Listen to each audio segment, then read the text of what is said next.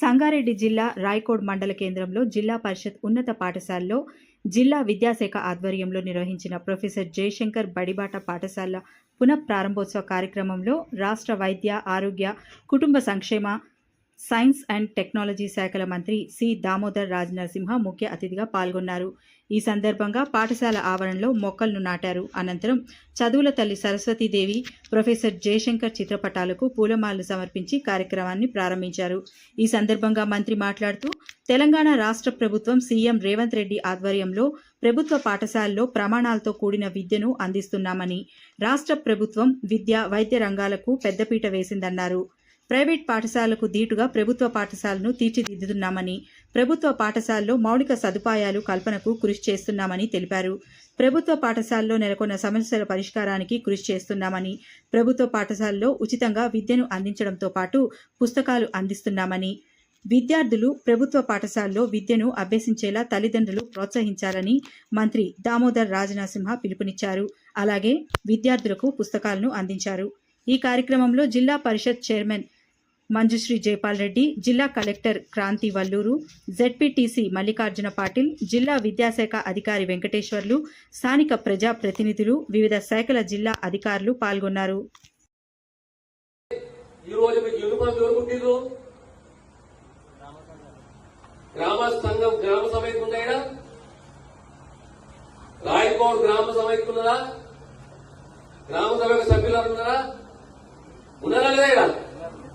ఎవరప్పా? విద్యార్థులకు, మీ గురువులకు, ఈ ప్రాంత పెద్దలకు, పాత్రికేయ మిత్రులకు మీ అందరికీ శుభాభినందనలు. కొద్దిగా మీరు పక్కన చేస్తే పిల్లల్ని అనుభవిస్తున్న పిల్లలు చూసి అప్పచెప్పాలి, వాళ్ళే యూనిఫామ్ లో కుట్టాలి, వాళ్ళే పిల్లలకు అందియాలి అని ఒక ఆలోచన. రెండవ ఆలోచన, మీ పిల్లలు బడికి వస్తున్నా వస్తలేరా, రాకపోతే ఎందుకు వస్తలేరు అనే బాధ్యత కూడా మీరు తీసుకోవాలి. ఉచితంగా పుస్తకాలు అందినాయి.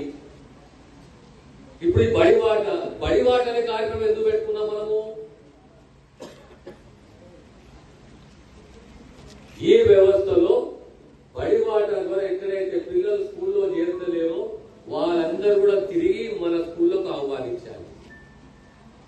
ఇంకొక అంశం, ప్రత్యేకంగా రాయకోడుకు సంబంధించిన అంశం ఏంటి అంటే, స్కూల్కు పిల్లలు వస్తున్నారు, మధ్యలో తల్లులు లేదా పిల్లలను ఆపేసి కూలికి పంపుతున్నారంట, వ్యవసాయానికి పంపుతున్నారంట.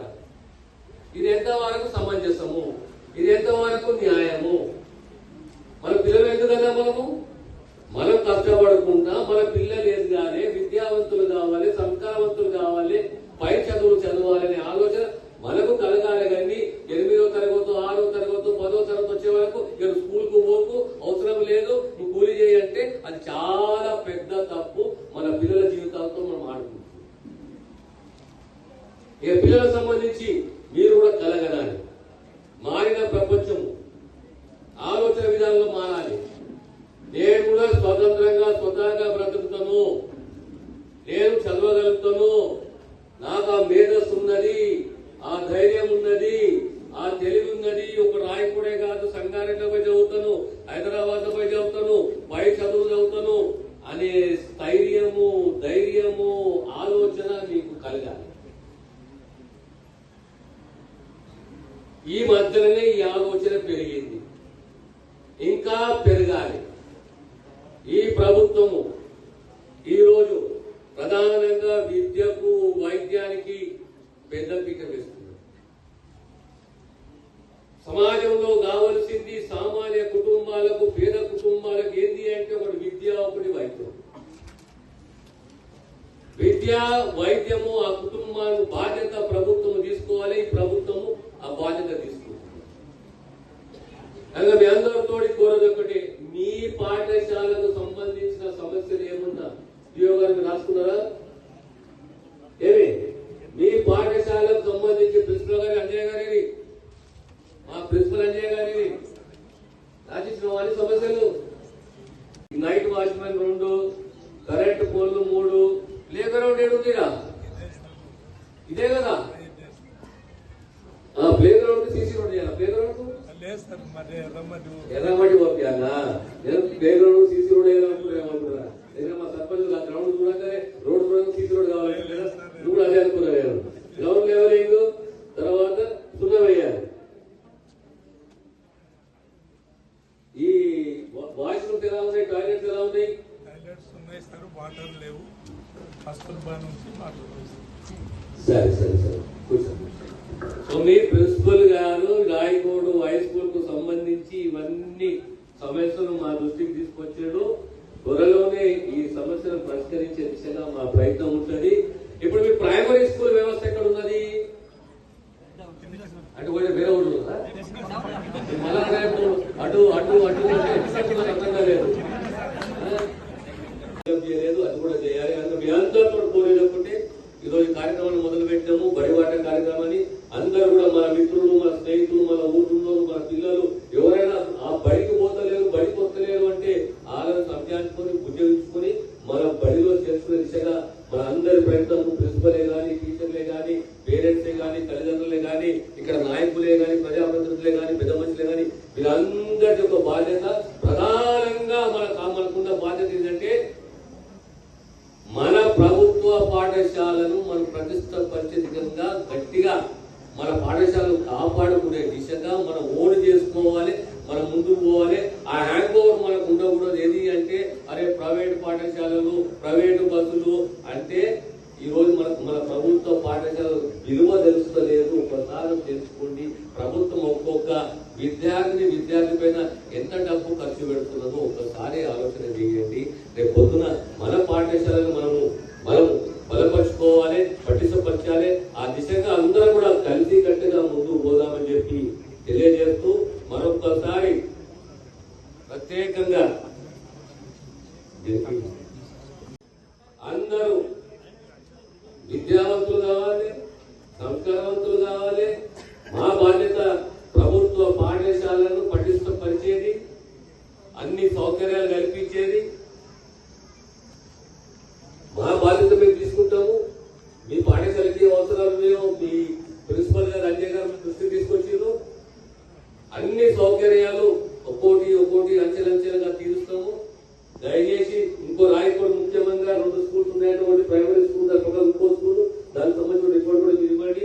దయచేసి పేరెంట్స్ కూడా మీ బాధ్యత, తల్లిదండ్రులు మీ బాధ్యత కూడా మీరు నిర్వహించండి. మన పిల్లలు, మన భవిష్యత్తు, మన కుటుంబ భవిష్యత్తు, మన పిల్లలు మనం కాపాడుకోవాలి, వాళ్ళకు ధైర్యం ఇవ్వాలి, మనము వాళ్ళు ప్రోత్సహించాలి. మనము అదే రకంగా మీరు స్టాఫ్ కొరత ఉందా ఇక్కడ? అంటే టోటల్ ఇక్కడ శాంక్షన్ పోస్ట్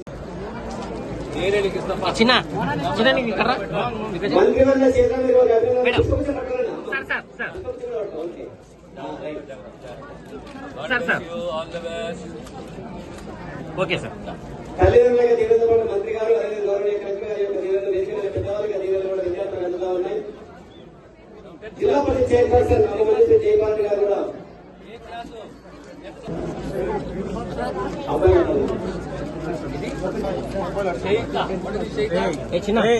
లడ్డు ఇక్కడ జరుగు మేడం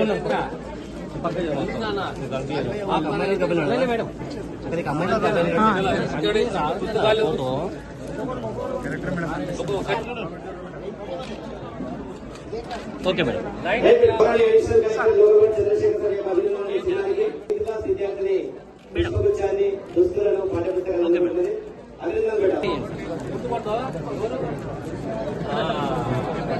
సార్ ఓకే సార్. అదేవిధంగా కార్యక్రమం మనసు సార్ మంత్రివర్యులు, డిఆర్డీఓ మేడం గారు, ఎంఈఓ గారు, ఎంఆర్ఓ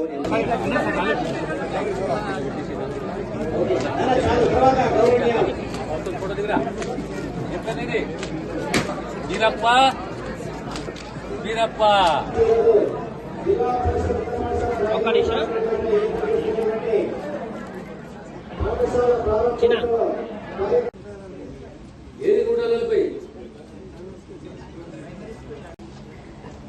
మన తండ్రులకు పెద్దలకు ఆనాడు విద్యా వ్యవస్థ ఎలా ఉండాలి దానిపై అవగాహన తక్కువ ఒక కళ ఉండేది. నా పిల్లలు ప్రమాణాలతో కూడిన చదువు చదవాలి, విద్యావంతులు కావాలి, ఎదగాలి అని చెప్పేసి రాను రాను రాను ఎక్కడికి వచ్చినాం ఈ రోజు అంటే అన్ని సౌకర్యాలు ఉన్న ప్రభుత్వ పాఠశాల, ప్రమాణంతో ఉండే విద్యని అందించే ఉపాధ్యాయులు,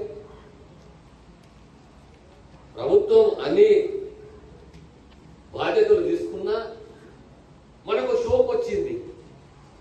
అరే ప్రైవేట్ పాఠశాలకు పోవాలి, బస్సులో పోవాలి, ప్రైవేట్ పాఠశాలకు పోవాలి, ఆడ చదువుకుంటే మనకు మేలైన విద్య అందుతుంది అనే భావన మనకు కలిగింది. ఈ ఆలోచనలో కొంత మేరకు విజయం ఉంది కానీ సంపూర్ణంగా లేదు. ఇక్కడ మన పాఠశాల రాయకోడ్ పాఠశాల ఉదాహరణ. రాయకోడ్ పాఠశాలలో ఇలాంటి సౌకర్యాలు ఉన్నాయా లేవని చెప్పేటప్పుడు అప్రమత్తం కావాలి. వాష్రూమ్సే కానీ, కంపౌండ్ వాలే కానీ, రోడ్లే కానీ, లేదా పరిహార గోడలే కానీ, లేదా గ్రౌండే కానీ, ఫర్నిచరే కానీ, డ్రింకింగ్ వాటరే కానీ, త్రాగునీరు వ్యవస్థనే కానీ ప్రతి పాఠశాలలో కనీస సౌకర్యాలు అందించే బాధ్యత విద్యాశాఖని, ప్రభుత్వాన్ని. మన తల్లిదండ్రులు కూడా ఎలాంటి షోకు ఉండాలంటే నా పిల్లల్ని నేను సర్కారు హాస్పిటల్ సర్కారు పాఠశాలకి పంపుతాను.